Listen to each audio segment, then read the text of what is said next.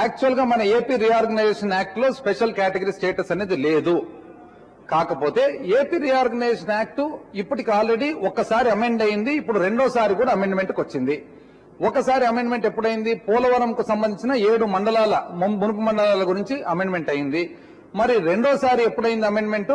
ఇప్పుడు మన ఎమ్మెల్సీలు 50 నుంచి 58 పెంచేదానికోసం మళ్ళీ ఒక్కసారి అమెండ్మెంట్. మరి 2 సార్లు యాక్ట్ అమెండ్మెంట్ జరిగేటప్పుడు మనం ఆల్రెడీ అలయన్స్ పార్ట్నర్లు, మనం ఆల్రెడీ అక్కడ మన కేంద్ర మంత్రివర్గంలో మన మంత్రులు ఉన్నారు. మరి ఈ అమెండ్మెంట్ జరిగేటప్పుడు దీంట్లోనే మనకు స్పెషల్ కేటగిరీ స్టేటస్ అని పెట్టేదానికి ఏమడ్డం వచ్చిందని చెప్పి నేను ఈరోజు అడుగుతా ఉన్నా అధ్యక్ష.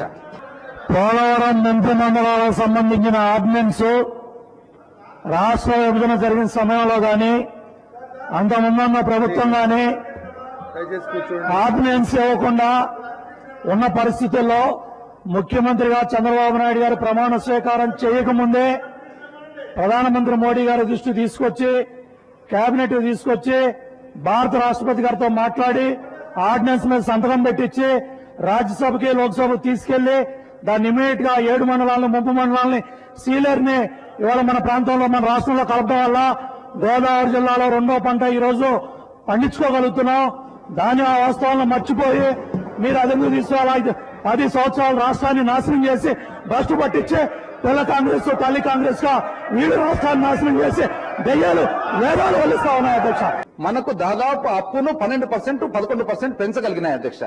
సేమ్ థింగ్ మళ్ళా 2014 అంటే 2004 నుంచి మళ్ళా 2014 వచ్చేటప్పటికి 22% కు తేగలిగింది అధ్యక్ష. అంటే సక్సెసివ్ గవర్నమెంట్ మనకు మళ్ళా 10 సంవత్సరాలు 10,000 కోట్లు మనకు 10% తగ్గించింది. అంటే మనం జాగ్రత్తగా చూసినట్లయితే అధ్యక్ష,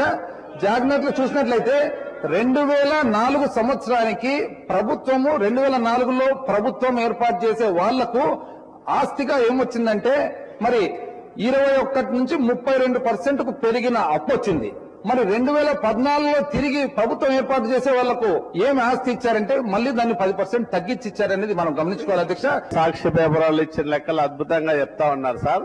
మేము ఆయన నుంచి అడిగేది ఒకే ఒకటి, 2004లో ప్రభుత్వం చంద్రబాబు నాయుడు గారి చేతుల మీద నుంచి ప్రభుత్వం కాంగ్రెస్ హస్తగతమైనప్పుడు అప్పులు ఎంత ఉన్నాయి? గత 10 సంవత్సరాల కాలంలో కాంగ్రెస్ పార్టీ ఎంత అప్పులు చేసింది? ఎంత ప్రజాధనాన్ని దుర్వినియోగం చేసింది? 86,000 ఎకరాల రైతుల భూములు సెజ్జల పేరుతో ఎట్లా కట్టబెట్టింది?